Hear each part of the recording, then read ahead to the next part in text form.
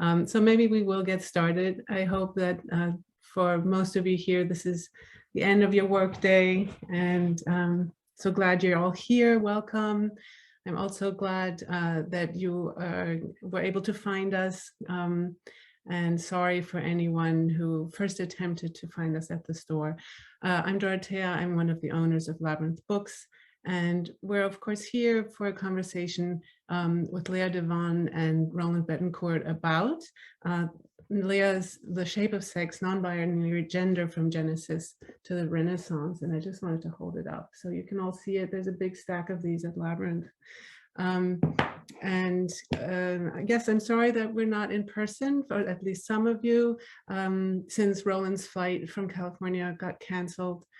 He really tried hard to make it happen very valiantly. Thank you for that. But it's great in a moment like this that we do have the option of meeting online available to us. So that feels lucky. I want to begin maybe with a warm thanks in particular to Caroline Walker-Bynum, who I also see is with us. She also shows up in the acknowledgements of The Shape of Sex as an important mentor. And I'm thanking her for really flagging this book for me and helping to make the event happen as well. A thank you to Princeton University's program in Gender and Sexuality Studies for their help getting word out, and today quickly sending notices to everyone again with our change of plan. So that was great. The other practical thing I want to cover is to make sure that you all know that you can buy a copy of The Shape of Sex from Labyrinth. You can get that online for 10% off if you enter the discount code Devun, or you can come by for a copy, or you can call the store, and all that information is also on our website. So I hope you find that the book finds its way into your hands. It's beautiful. Let me briefly introduce our guests. Leah Devun is Associate Professor of History at Rutgers, where she focuses on the history of gender, sexuality, science, medicine in pre-modern Europe, as well as on contemporary queer and transgender studies, all of which is richly on display in The Shape of Sex. Prior to that book, she wrote Prophecy, Alchemy, and the End of Time, and co-edited Transhistoricities, a special issue of Transgender Studies Quarterly. And I encourage you all to spend some time on Leah's website, which for me was a revelation. You will find there and discover, if you don't know it already, that Leah is also a prolific multimedia artist and curator whose work explores queer, feminist, and gender nonconforming history. There are a lot of magnificent photos documented, I think documents of exhibits on the website, so spend some time there. And Leah is joined tonight by Roland Betancourt, and what a great pairing that is. Roland is art history professor at UC Irvine, where he is also director of visual studies. His most recent book, and this is your prompt, Leah, maybe you can show us the book because I left mine at the store, is Byzantine Intersectionality, Sexuality, Gender, and Race in the Middle Ages. And from this title alone, you can make out the convergence of interests between our two guests. Roland's previous books are the edited Byzantium Modernism, The Byzantine as Method in Modernity, and Sight, Touch, and Imagination in Byzantium. So as you will hear when I now pass the mic in a second, the story that Leah tells in The Shape of Sex is a complex one of pre-modern ideas about non-binary sex, on the one hand, in the service of exclusions, of discrimination, of vilifications, but also as a catalyst for thinking transformatively about personhood, about what it means to be human. And one of the things that I love about this book is that it's an example of kind of rigorous history with a very clear and urgent political investment.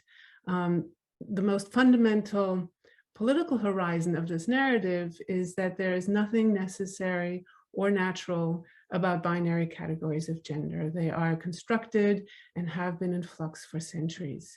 In particular, and I think in fascinating ways, This work opens an archive for countering transphobia in the key of Christianity, from androgyny as a divine state before the fall in early Christianity to Jesus hermaphrodite in the late Middle Ages, which I had known nothing about. There's also, and I'll close with that, an historiographical politics at work throughout this book. It's the promise, as Leah writes, that, and this is a quote from her, this book follows new futures as they unfold in the past. Times, as she also says, held in tension. So on all of our behalves now, welcome Leah and welcome Roland, and I'm so much looking forward to this conversation. Take it away. Thank you. Well, thank you for that wonderfully generous introduction, Dorothea, and wonderful reading of the book. And I just want to give a special and heartfelt thanks to Dorothea and Labyrinth, and also to Roland for their flexibility and perseverance in trying to make today happen. For those of you who were listening a little earlier, you might have heard that Roland's flight was canceled, and Roland was up half of the night trying to book another flight, and we had a quick changeover to remote, and everyone has just been wonderful and energetic in trying to make sure that this happened, and I really appreciate it. Also want to extend my appreciation also to Caroline Walker-Bynum, who suggested this event, and I see is in attendance, and I just want to give my special thanks to her, and also to say, since she was my PhD advisor, I think it's a sort of special event because my first advisee to finish a PhD, I think, is also here in the audience. And so I'm so sorry that we can't have our kind of intergenerational meeting together in person, but at least we can have it here over Zoom. So so thanks to everyone also for your attention. And so what I'd like to do is just give a little overview of the book. I assume quite a few people won't have read it, so I'll just talk a little bit about what it's about, and then we can have the opportunity to look at a few images together since we're here on Zoom, and then we'll open it up to conversation between Roland and me, and then to everyone. Okay, so the book, The Shape of Sex, it focuses on ideas and people who are thought to, here, actually, let me share the screen first before I launch in.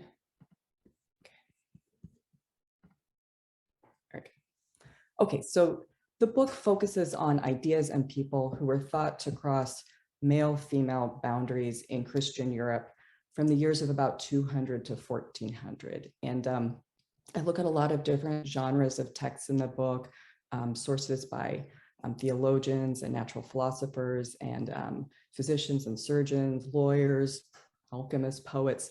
So I'm casting my net very widely in terms of the sources that I look at, as well as the time frame that I place them in.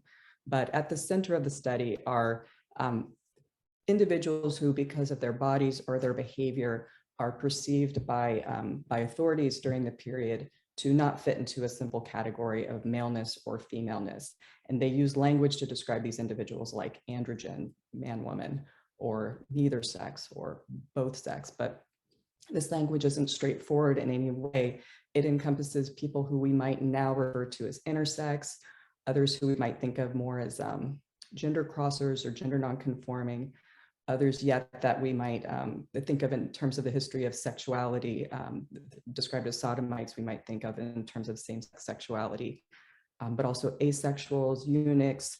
So kind of an umbrella group that aren't simply masculine or feminine in the eyes of the people writing about them or thinking about them.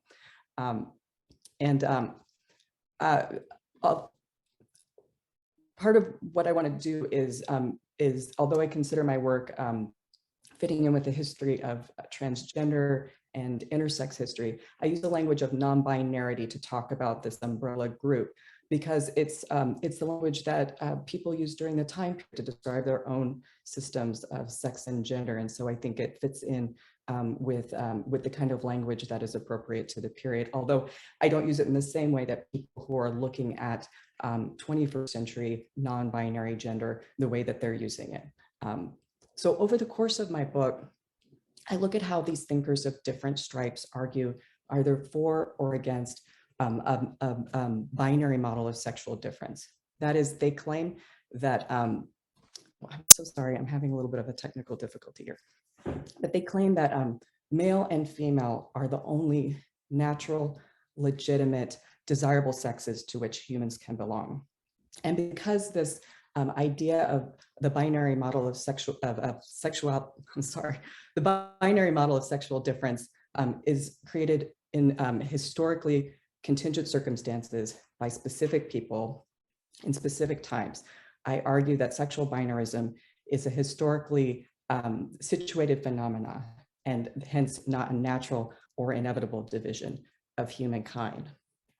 So I also argue that ideas about non-binary sex and gender are used not just to divide people into categories of male and female, but are also used by people to organize their worlds in a number of different ways. Their natural worlds, their geographic worlds, their political worlds, their religious worlds, using these ideas about non-binary sex and gender to create systems of organization and also hierarchies of difference that allow them to make claims about who's able to be accepted as a human being. So as Dorothea said, there are plenty of examples in my book of places where authorities use accusations of non-binary sex and gender to dehumanize, to stigmatize individuals or communities. But for the time we have here in starting, I want to turn my attention to some moments where non-binary sex and gender idealized are imagined as celebrated or even transformative. So we know now that that there are plenty of Christians who have held up the biblical story of Genesis as evidence that humans are only intended to come in male and female types. But part of what I show in my book is that people didn't always read Genesis in quite the same way. And my book begins with speculation in late antiquity by theologians that Adam, the first human according to the biblical book of Genesis, was created by God first as an androgen, as this man-woman, this kind of sexually undifferentiated, perfect being that was closest to God and an ideal in his simplicity and his lack of sexual division. So by this argument, the original and ideal state of humanity, as it was intended by God, was non-binary sex, and only to be divided into male and female types after the fall into sin. So while this doesn't become the orthodox interpretation of Genesis, individual Christians end up repeating this idea of the androgynous creation for roughly 1,000 years. We can find it in treatises, we can find it in testimony to the Inquisition, and we can find it in visual art. And from the 8th century on, we can see images of Adam and Eve shown as kind of sexually undifferentiated and symmetrical in their depiction, not really having clear distinctions between the two figures. And sometimes we can even find these images in which Adam and Eve are fused together into a single body that's both male and female at the same time. And here's one of these examples from the 12th century from a commentary on Genesis by Ambrose. And here we can see Adam and Eve here. And here the two figures are fused into a kind of single Y-shaped sort of composition, has a male and female torsos, but are unified into a single body that kind of defies binary divisions of masculinity and femininity. Unless we might think that this Y-shaped composition is sort of an accident, we can see a number of depictions of non-binary figures from the time period that have the same sort of Y-shaped, fused, non-binary kind of forms that are used to depict so-called hermaphrodites or androgynous figures. For instance, here on the left, we have this image from the Moralized Ovid, which shows the story of Hermaphroditus and Salmacis fusing together into a single non-binary individual here described as a hermaphrodite, but again, defying these divided categories of maleness and femaleness. And on the right, a similar image from an alchemical manuscript and describing the so-called alchemical hermaphrodite, uses a similar sort of like Y-shaped fused bodies that, again, simultaneously bring together male and female traits. We can find a number of images like this throughout the period, this one from the 14th century. And a little bit later, a different kind of iconographical depiction of Adam and Eve, here shown as differentiated from each other in their kind of beards and hairstyles, but also shown as having both male and female genitals, and also depicted as sort of engaged in these pursuits that don't seem to be particularly divided by gender here. They're kind of gathering fruits from the trees, or engage in kind of behavior that isn't clearly divided into the gender labor. And they're shown here in sort of Edenic scene in which they are in close proximity to animals, and sort of depicted as close to nature in a positive or idealized sense. So here we kind of get this androgynous current of the creation story depicted by imagining the prelapsarian moment of innocence and closeness to God as being a non-binary sort of moment for humanity. So by these arguments, the original idealized state of humanity is non-binary, and the state of humans as divided into male and female comes after the fall. And hence, so binary division is really a fallen state of humanity. Finally, a similar trope comes about with respect to images and descriptions of Jesus in the later part of the period, late medieval, early Renaissance. These depictions, which appear in alchemical literature, also show Jesus in a similar manner as a fusion of male and female traits.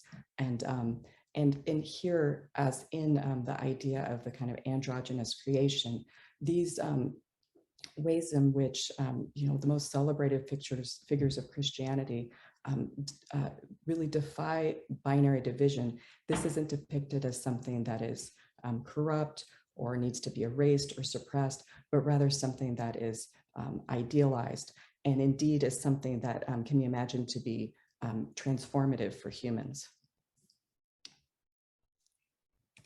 So why does this history matter? And I'll get to the slide if we have time to talk about it later.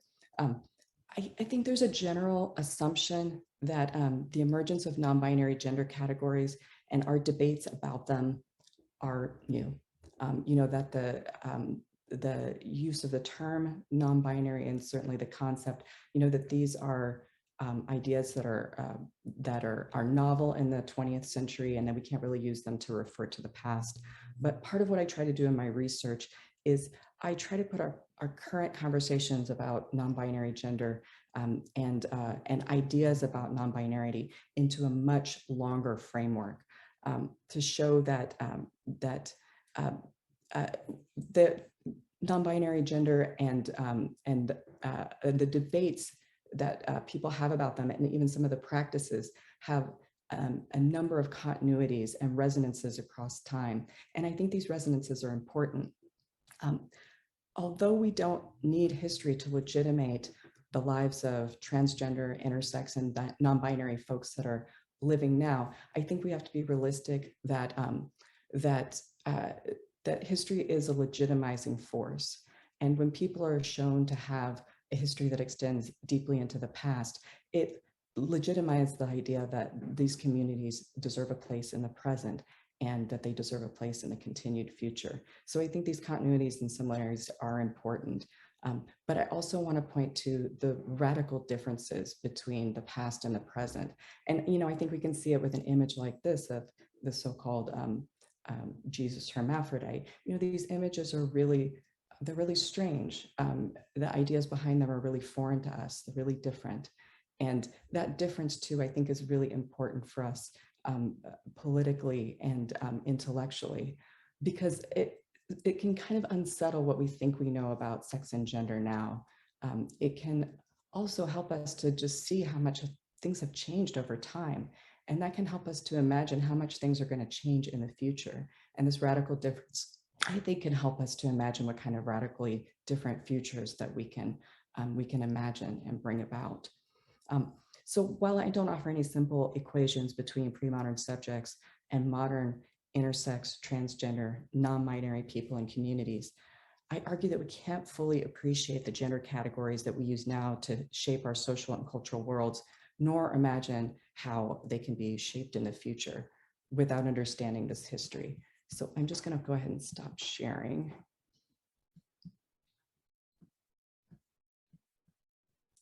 And let me pull on Roland. And sorry for my blinking screen. I don't know if it showed for you guys.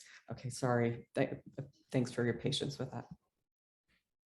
No worries. Thank you so much. And I mean, I want to begin by thanking you for the book, first and foremost, because this is really an amazing contribution that comes at such a right moment.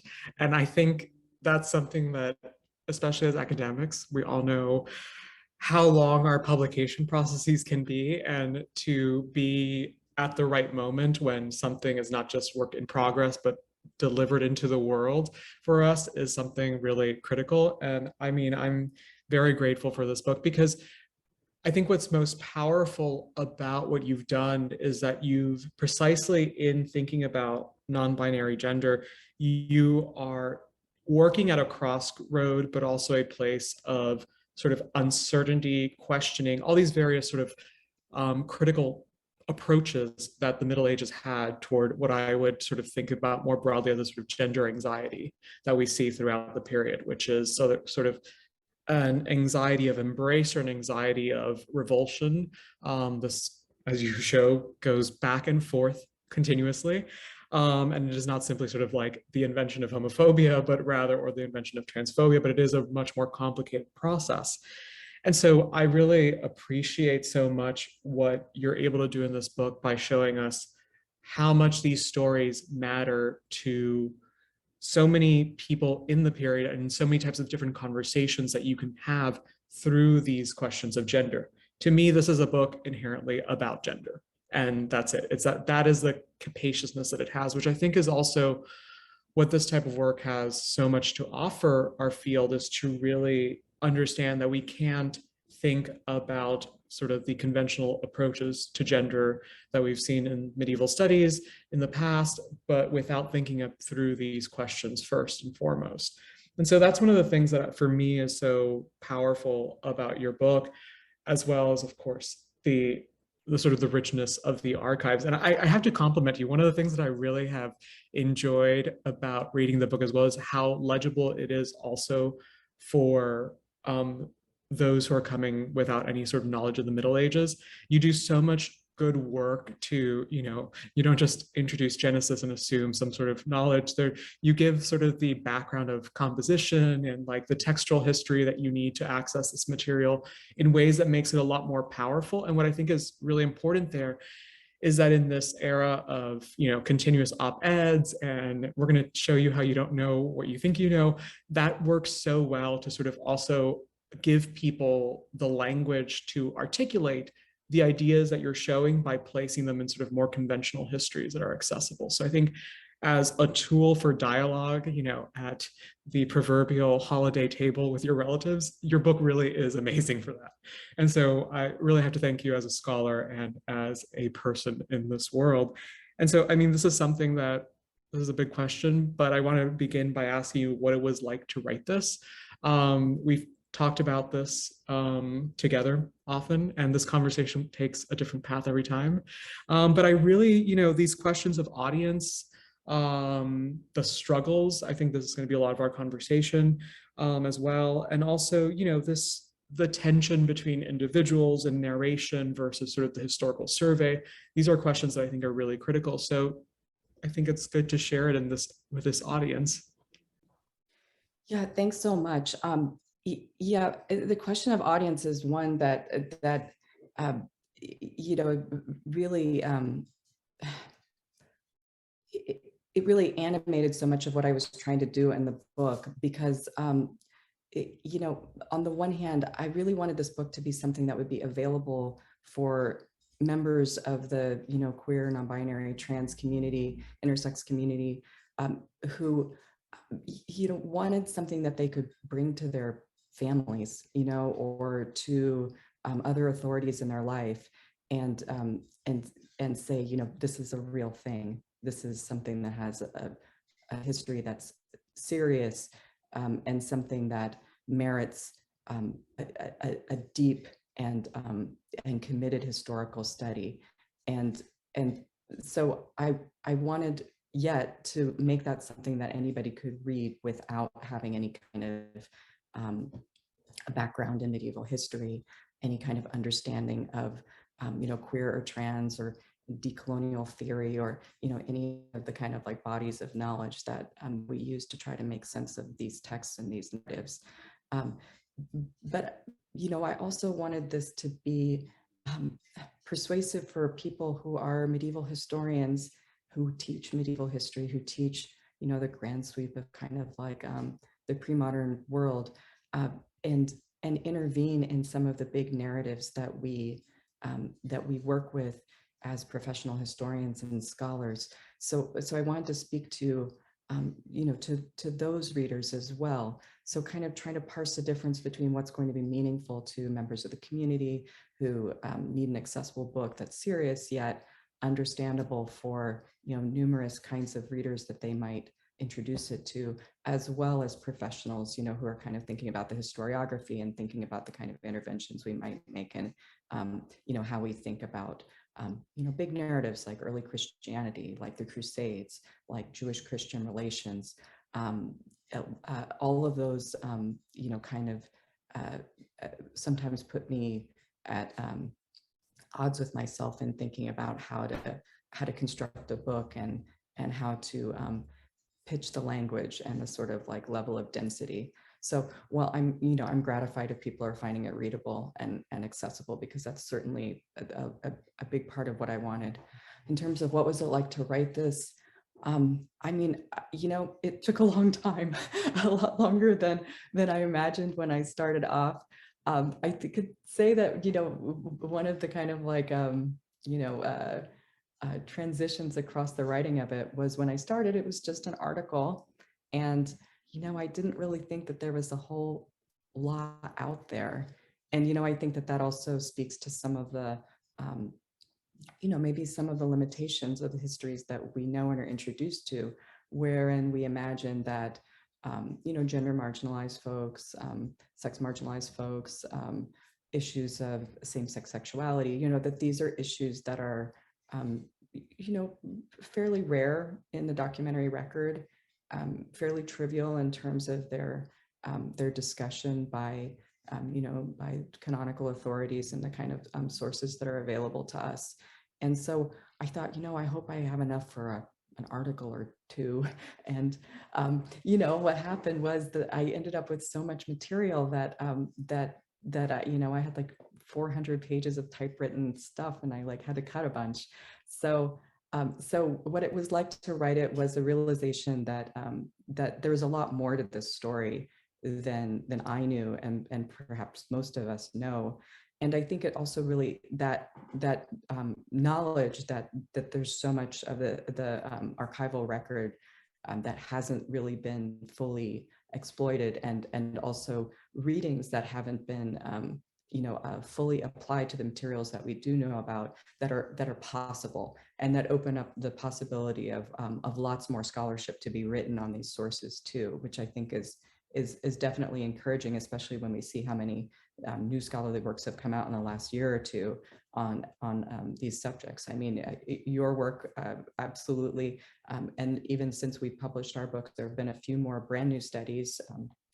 Blake Gutt and Alicia Spencer Hall's book comes to mind.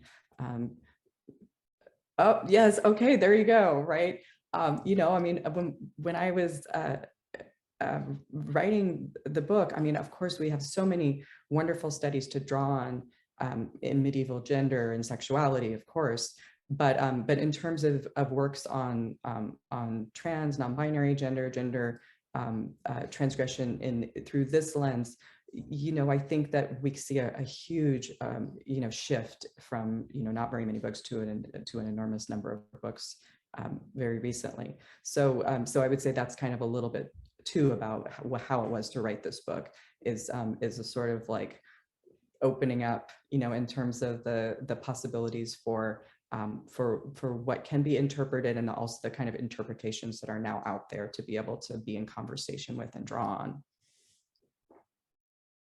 Yeah, I mean, I'm very struck. I mean, one of the things that I've also loved being able to read your book so close also to writing my book has been being able to reflect on like a sort of like what our practices were in the field. Like I can definitely see like similar labors. I think one of the hallmarks of good queer history is always that it oftentimes begins with things that we've taken for granted, or that we sort of like looked over but are familiar with in some capacity. And we demonstrate like the richness that these conversations actually contribute to these queer and trans non-binary histories, while also then they lead the way to these very interesting corners of our spaces that really sort of develop these conversations in complex ways. And I think one of the things that for me that also very much stresses is that, and I always say this like in methods classes, it's not just about having the week on gender or the week on sexuality, but really to think about how the entire sort of methods seminar or our survey courses get radically altered by these contributions. And I think that that's what I find not only powerful in your work, but a lot of the work that is coming out now is to help us sort of not take for granted what has for a long time been taken for granted in these conversations. And I mean, I guess I can sort of focus in on this question that we've both talked about, which is sort of that feeling that the terms and ideas that we're working with have been so unstable as we've done this work. And I'm not going to ask you the question that we get 1,000 times, which is about questions of anachronism or like the uses of terms in the past. But I really want to ask you this, and I think that this is the powerful thing that within especially like queer spaces, to be able to have the conversation about how our communities are changing these terms constantly and having these critical dialogues. And so maybe reflect a little bit about this sort of like shifting terrain and what that experience has been. And if you wanted to talk about any sort of particular sort of challenges with that in the process of writing. Yeah, absolutely. And I should say that Roland and I have never met each other before, but we're kind of Zoom buddies. we've met a number of times over Zoom and talked about kind of our shared interests, but also some of our shared challenges in writing these kinds of histories. So with respect to that, although I think the question of anachronism and of what kind of terms we use to talk about the past, what kind of modern terms we use to talk about the past is an important one too. I think in terms of like shifting conventions, it really has been kind of like a moving target, because even as we're writing, and many of you guys know out there that when you're writing an academic book, you turn it in a long time before it comes out. And even finishing this first manuscript and turning it in, non-binary gender wasn't what it is even 2 years later. And so I've been really interested in the speed at which the grounds on which we're discussing these topics have shifted and evolved.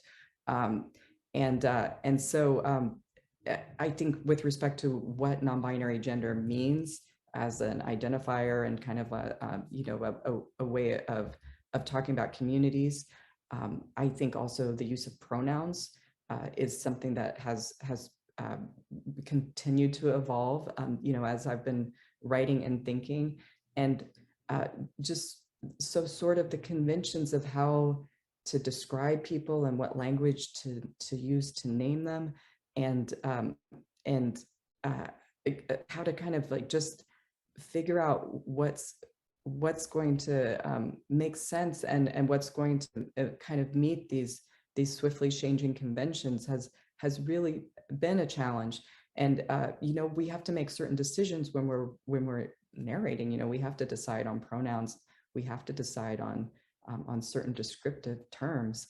And, you know, I think that we make our decisions in a moment, and, you know, we see how that's read, you know, over the short term, and then of course over the long term. And that, you know, I don't know if I made all the right decisions, but I hope it'll be fruitful to talk about these decisions in classrooms. And I know that you and I both have made some different decisions with respect to how we describe people and the language that we use. And so I think one thing I really am gratified about is that so many people have said that they're teaching our books together. And I think that it really shows, you know, how in, you know, describing parallel histories, that, you know, there's no one way to talk about these historical subjects. There's no one way to account for the interaction between past and present. And I think that that's a really interesting conversation opener, and you know, one that I'm interested in continuing to talk about. I mean, it's a question that people often have when I give talks, you know, questions about what to call people, what do I think, and what do I think a particular individual, who they really are. Right. I mean, that is one of the, it's one of the greatest challenges. And for me, if I can share a little bit about my own experience with this, was certainly this desire. And one thing that I really sort of bonded very strongly with your book was this desire to not do further harm, which I really like. That for me is what distinguished sort of a queer sensibility in this work that goes beyond the particular choices, that sort of short circuits a lot of sort of what could be sort of, you know, various forms of backlash or denial or turfism and so forth. And for me, that's really what has been quite powerful in thinking through decisions, not only in terms of, you know, thinking of as well as like that there is a rich variety in many marginalized communities about the ways in which not only, you know, one of the strange things about working on the Middle Ages is how modern our world, or how medieval our world still is, and how many of the offensive terms that exist in our present, especially thinking about intersex people and like the use of hermaphrodite as a slur, there are medieval and ancient origins to this, which we very much confront. And so in thinking also about how marginalized communities can take on slurs and use them as sort of rallying points for identity, that's also a difficult conversation that's hard to have in a space where that is sort of trying to be used against this type of history. So I think there's that ethics combined with like this constantly shifting ground that we've talked about and you've just spoken about so well, which is, you know, in using, you know, sort of gender neutral pronouns to refer to eunuchs in my book. For me, it was a they to sort of allow for room. Whereas, especially now with backlash against pronouns, it becomes sort of like this very, we're sort of missing the point of non-binary identity with a sort of very sort of identified identity, and very limited rather than capacious. And so for me, that's been one of the interesting challenges, is to also understand how a public discourse, especially both within queer and trans communities and outside, is something that we're constantly mediating. And so I'm glad that scholars are thinking through our work together, because I think that's very pressing for, you know, the scholarship that will follow. I always say that my book is, it's sort of in a very modernist way or futurist way, it's sort of a book to be destroyed. Like I want it to kindle more work. I don't want it to be the last survey or anything like that. And so that's, I think, something that really leads us into this question of like you know, this contemplation about what is the future of our fields and what are the pathways forward. And I can hold up this stack of books that I actually, you know, it's your book, my book, the Alicia Spencer Hall and Blake Gutt book, and then the Trans Historical volume. These are books that have come out in the last 2 years, and I keep it on my desk as a source of pride. I tear up every so often staring at it, but also as a source of like reminder of where the field is going and the amazing work that is coming out. And what is really, it's, as you said, a little bit, it's frustrating that you didn't have this bibliography beforehand to work with. It's also really exciting because I feel like it's almost like this sort of peer review where we've all been sort of critically analyzing shared or overlapping or parallel sources. sort of one-on-one, in dialogue with one another to some extent. And so what are some of your hopes, desires for the field, but also some of the pathways forward that you see? Yeah, I'm interested in this question that you mentioned about harm, though, if I can speak to it for a second before we think about the future of the field, because it's something that that very much concerned me in putting together my book, especially because I start my book with this very explicit medical examination of an intersex person. And, you know, a number of people have pushed back on that and wondered about the ethics of describing that kind of story, and if it does sort of reenact the harm that was suffered by the individual Berengaria, is the person who's described at the beginning of my book. And so, you know, I think that these are real questions about the sort of the ethics of retelling stories that are, you know, based in violence, like much of my book, and based in these very almost like voyeuristic descriptions of people's bodies, and so, you know, I think it's something that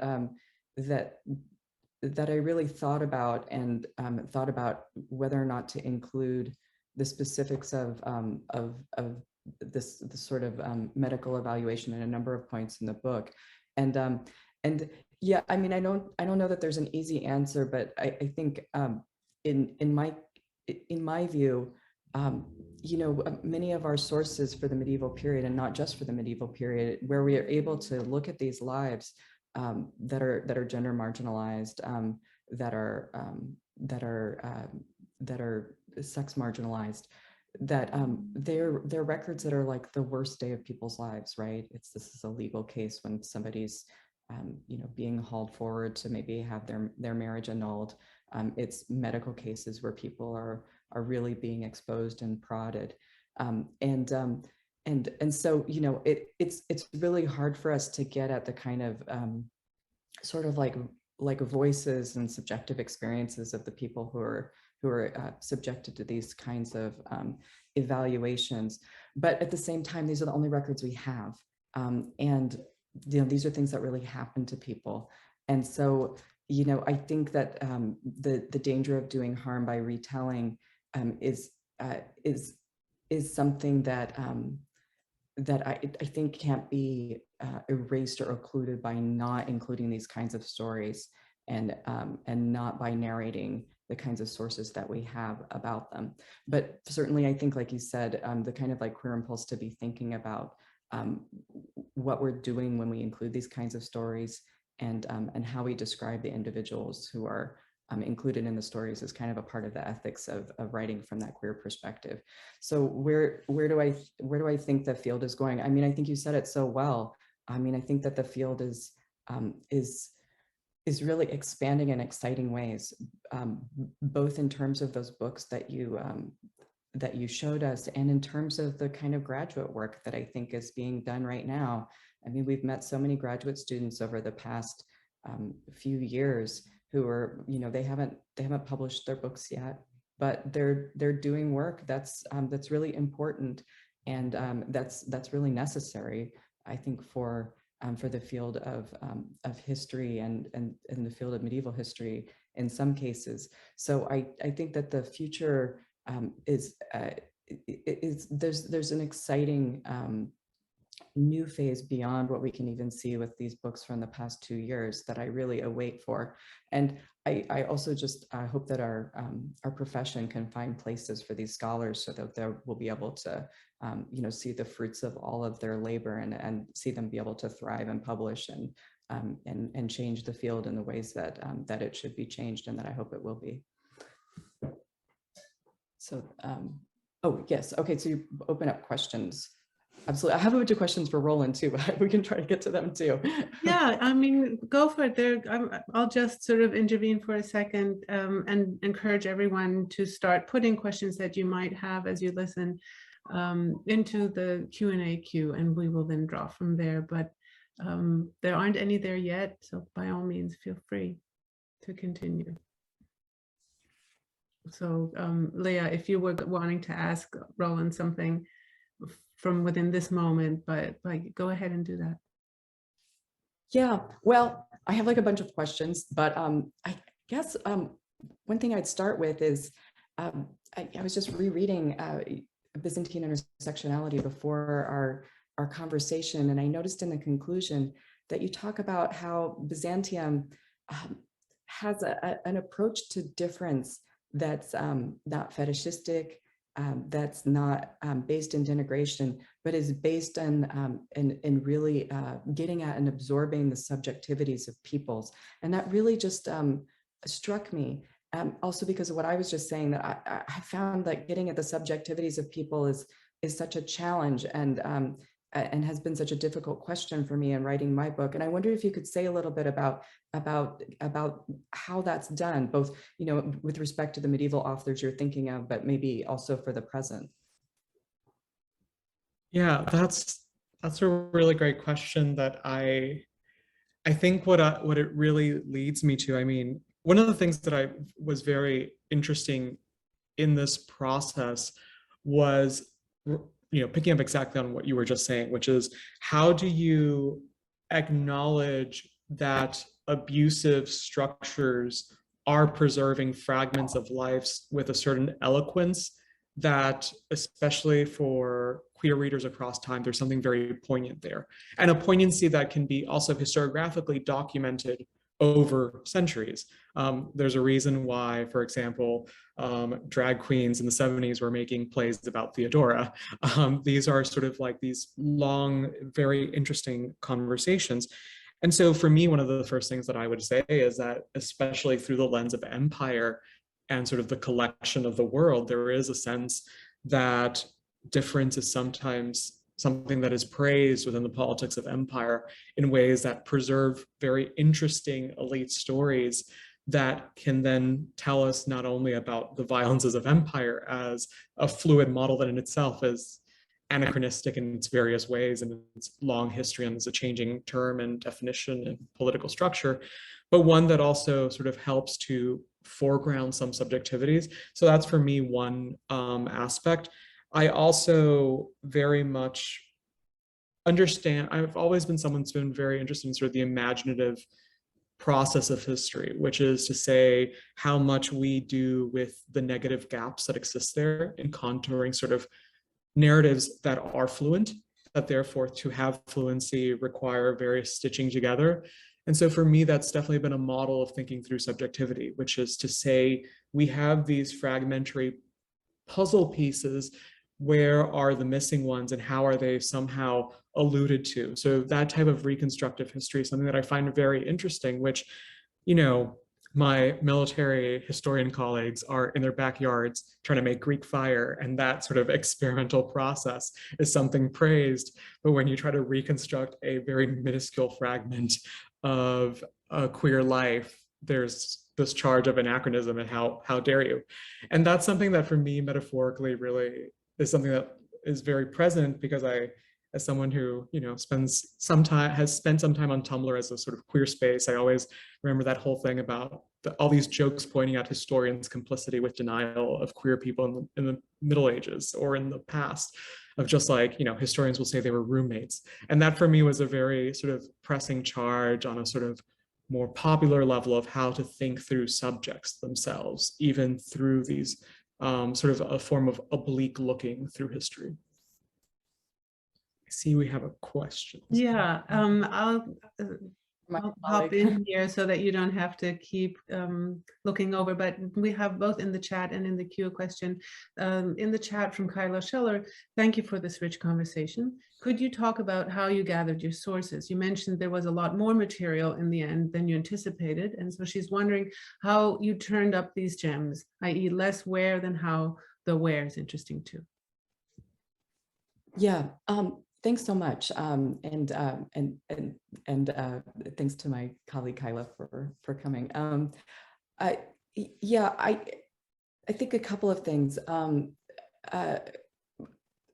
One of the things that I looked at was a number of I guess what have been kind of like a part of the history of same-sex sexuality, right?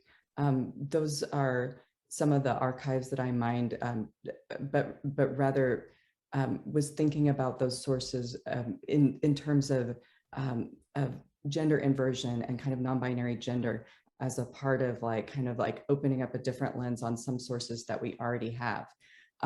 In terms of sources that are archival that we weren't as familiar with, I started looking at a number of manuscript commentaries in places where I thought that that an issue might come up that might be fruitful.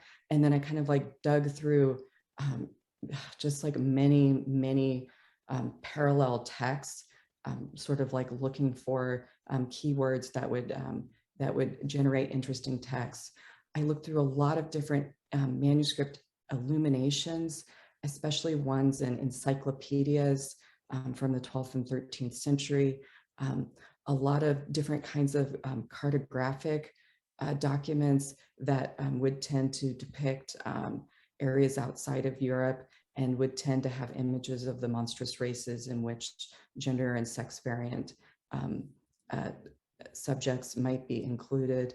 I think that one of the, this is kind of expansive in what I'm talking about, but I guess it points to I was just a little bit all over the place looking for things that I wasn't really sure I was going to find, and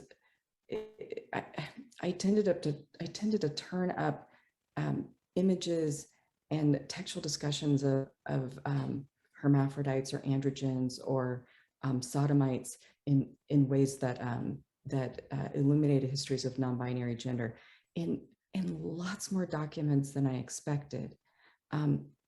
Also, I have to say that one of the things that I think really draws me to medieval history, and this is probably true for a lot of people who work on the pre-modern period, because of course I have so many friends who work on 20th century US history or contemporary periods, and they're like, why medieval stuff? This is just so long ago, and what does it have to do with anything? And how did you get into this? And I have to say that part of what really appeals to me is just the kind of tactility of going and digging through manuscripts and looking at these these very different kinds of and images from just a very different kind of culture written in a hand that is itself kind of a mystery to decipher, and also just holding things that so many different people have held over all of these different centuries. So I guess that's a little bit of how I turned up these gems. I went to a bunch of different archives and different libraries in Europe and a bunch of churches and looked at the paintings and objects on the wall, and then I looked at a lot of texts that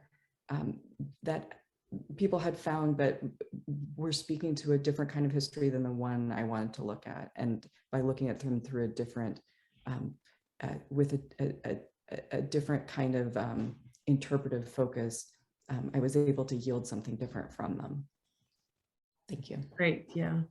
There are a couple more questions here now. Cameron is asking, in your research, did you find any records of the European Middle Age sense of gender being influenced by other areas of the world? Yeah, for sure. I think that the clearest example for me would be in the surgical tradition, which so when I look at Latin European surgeons who are writing in the 13th and 14th centuries, these are people who are usually based in France and Italy with respect to the texts that I focus on.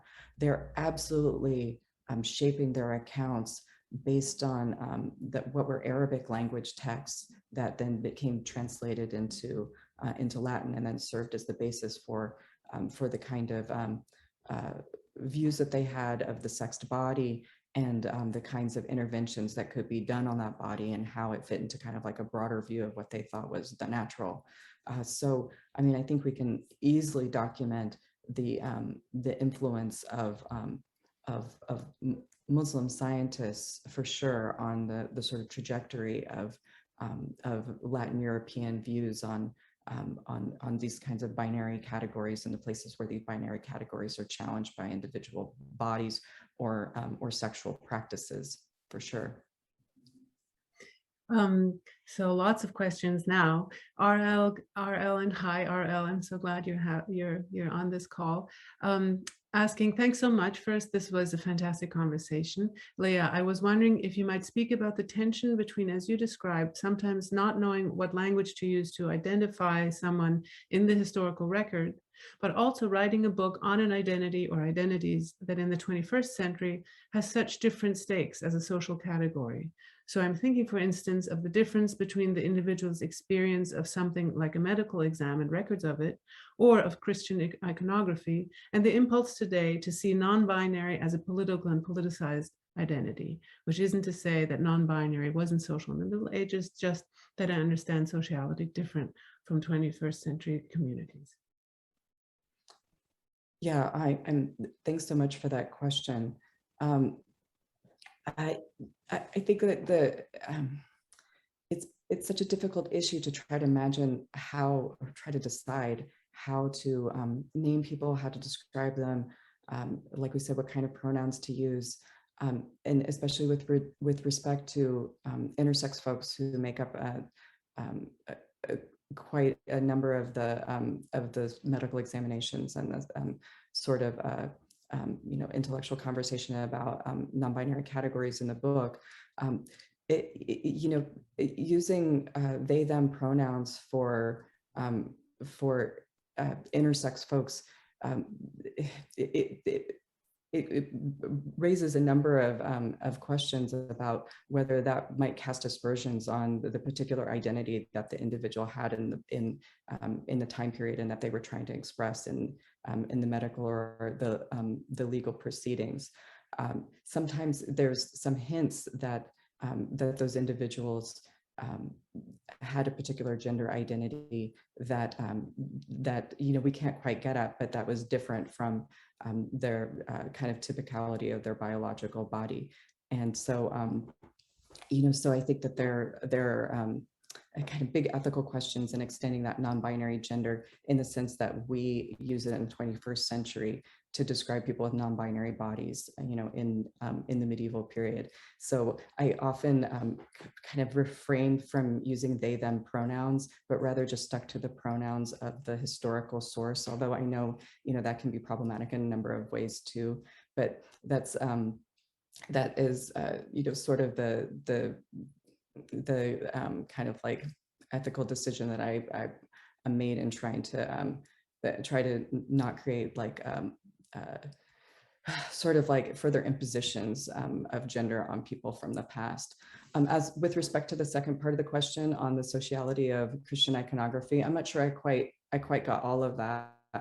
Could do you want Dorothea, me to? could you Sure, repeat yeah. part of that question? Yeah, sure. So the question of gender, I'm thinking for instance of the difference between the individual's experience of something like a medical exam and records of it, or of Christian iconography and the impulse today to see non-binary as a political and politicized identity, which isn't to say that non-binary wasn't social in the Middle Ages also, just that they understand the sociality differently from the 21st trans communities. Yeah, I mean, this is just this question of what what we can do in terms of ascribing particular identities to people. So in terms of sociality, in terms of like the inner like self-reflective identity that is expressed by individuals in the historical record, it's just very difficult to pinpoint. So non-binary often becomes, for me, exactly that, a way of talking about this sort of nexus of gender that may be ascribed rather than individually identified, of the sex of the body, which is often conflated with gender practice in the text, and sexuality, which we tend to think is kind of ontologically separate from gender, but often in the medieval sources is sort of like pulled together into this sort of tripart category of sexes, in which someone's sexuality is kind of categorized by a gendered role as active or passive, and hence masculine and feminine. So all of those are sort of a different way of imagining what non-binarity is than the sort of like contemporary category of non-binary identification, within like a broad a political and socially activist sort of description of community and the place of that community within broader, maybe more normative kinds of gender affiliations. So I don't know if that answers all the question, but thank you for it. RL says, thank you so much, totally does. So absolutely. We have time maybe for two more, one from the chat, one from the queue. Melissa Reynolds, you both, and this is a question to both of you, you both look at images in such a fruitful way. And in some respects, it seems obvious that images of joined bodies would do a lot of discursive, argumentative work in these encyclopedic treatises and biblical commentaries. But can you speak more broadly to how you see your historical actors encountering these images? What were the visual expectations that they brought to encounters with these manuscripts? Yeah, I mean, I think it really depends on the particular image in question, and I think it's hard to say with respect to the manuscripts, but I can say with respect to the Hereford map, for instance, we have a little bit more information. And the readership of the manuscripts is so difficult to pinpoint.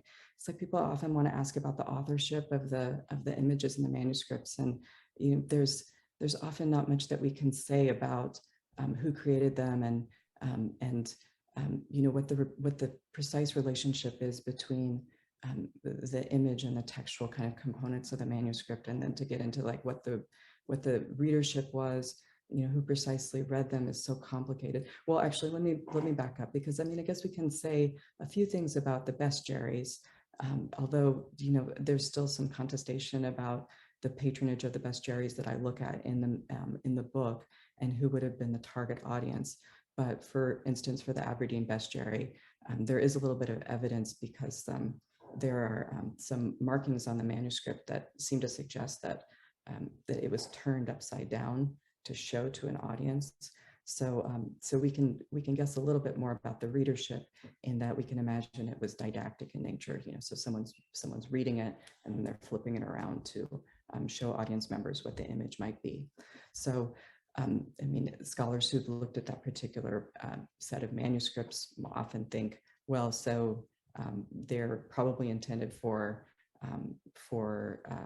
monastic students, or perhaps for an elite aristocratic family who is educating their children. Okay, so we can guess a little bit then about who the readers are. And what were their reactions? I mean, it's really hard to infer, but we can say that the bestiary images are images of Jews in the guise of these kind of monstrous images of the animal, the hyena, who's depicted as kind of a sexually dual sex, having male and female sexual traits, and also crossing back and forth between masculinity and femininity. That these types of images were ones that get picked up for exempla, for preaching. They make their way into a number of different other kinds of sort of rhetorical, polemical dehumanizations of Jews in England during the time period that they're made in the 12th and 13th century. And so that, the reader's response, whatever it was, certainly seemed to contribute to this atmosphere of anti-Judaism and the sort of idea of the threat of the Jewish community, and the sort of fundamental kind of difference, both in terms of sexual practice and in terms of bodily integrity, that justify the kind of massacres of Jewish communities and expulsion of the Jewish community from England, shortly thereafter. So, I mean, I guess that's a little bit about how we can speculate how a particular image might travel from, this particular manuscript to a set of readers and then on to kind of like a political world beyond them.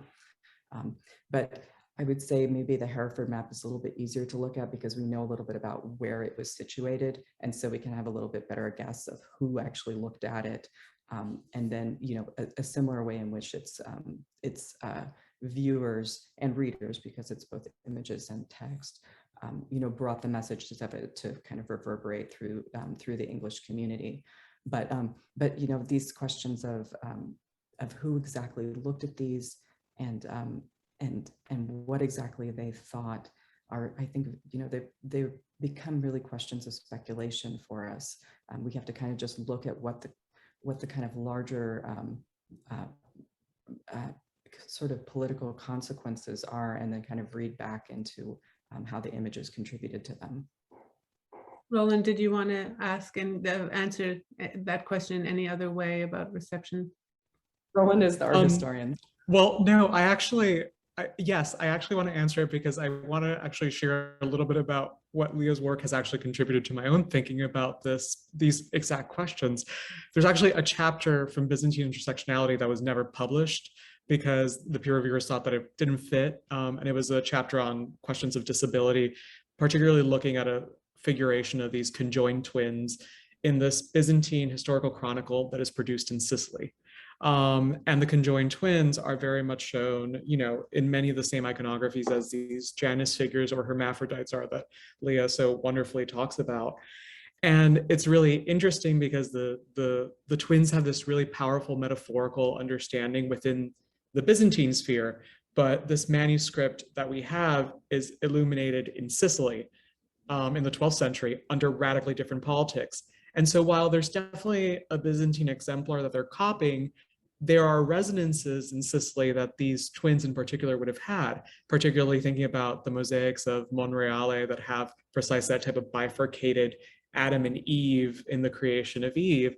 And it's been really interesting and exciting because Leah's work has now made that chapter finally fit into Byzantine intersectionality in my thinking, especially because now it also addresses so critically these questions of valences about gender and sexuality that could have been also implicit in a 12th century Sicilian viewer. And so I think that's one of the exciting things, particularly about manuscripts, is not only do they travel, get copied, and have different lives, sometimes those lives are about censorship in different iterations, but they can also serve as models for massive paintings or mosaics in a church.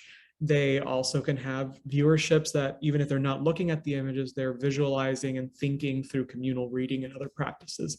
And so I think it's been really interesting to think about this figuration through Leah's work, because it really has helped me to sort of really produce a much richer understanding of how these figures would have been understood in the 12th century world.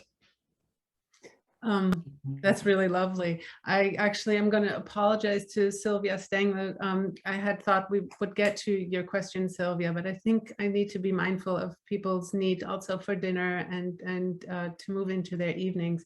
A question that might about taboos that would also be interesting. It's just, but your last answer, Roland, was such a nice example of what's made this hour so lovely with the two of you, because you are so engaged with each other's work as part of each other's toolbox, and that's not so common in these conversations. So I've enjoyed that a whole lot. One dimension that we spent maybe a little less time on, but that I want to flag for everyone of The Shape of Sex, is that it's also a history full of lessons, about the instrumentalization of these binary categories in all kinds of other areas of social and political life. And these histories seem so helpful to us now, because we are at a time, it seems to me, where we are also ready to learn about how to reverse engineer binary thought, led by queer studies and by, if there's anything I'm hopeful about in some ways in a larger way today, it's the energy that is coming, the intellectual energy and experienced energy that's coming out of those communities, because of course the bigotry always destroys its own humanity along with the humanity of those they marginalize. All to say that there's so much promise in this book, and so much to harvest from it. And I look forward also to looking at your book, to reading your book, Roland, which I haven't gotten to. And want to thank all of you for coming, want to thank most especially the two of you and Roland for your valiant efforts to making it here. I know that you are still getting on a plane and will pass through Princeton, so I hope that you'll say hi. That would be really fun to see you in person. So with that, just thank you and good night, and be well, everybody. Be well, stay well, and take care. Thank you so much. Thank you so much. Okay, bye-bye.